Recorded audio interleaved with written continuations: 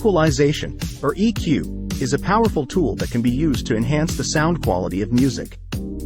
Whether you're a producer, engineer, DJ, or just a music lover, mastering the equalizer of your headphones, stereo receiver, or streaming service's built-in EQ can help you achieve the perfect sound. Here are the top 5 uses of EQ. Balancing instrument levels in a mix. One of the primary uses of an EQ is to balance the levels of different instruments in a mix.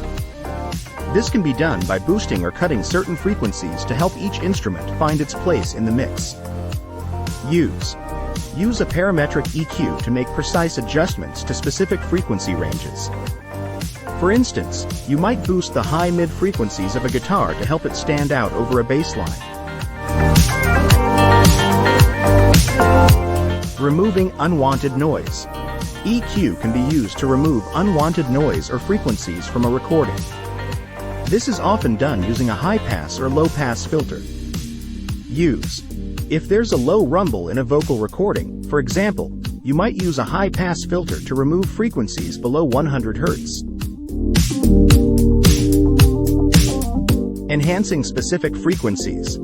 EQ can also be used creatively to enhance certain frequencies and add character to a sound or mix. To add warmth to a vocal track, you might boost the low-mid frequencies around 200 to 500 Hz. To add clarity or air to the vocals, you might boost the high frequencies above 10 kHz. Creating space for each instrument. EQ can be used to carve out space in the frequency spectrum for each instrument, preventing them from clashing with each other. If a piano and a guitar are clashing, you might decide to cut some mid-frequencies from the guitar to allow the piano to shine through. Correcting room acoustics.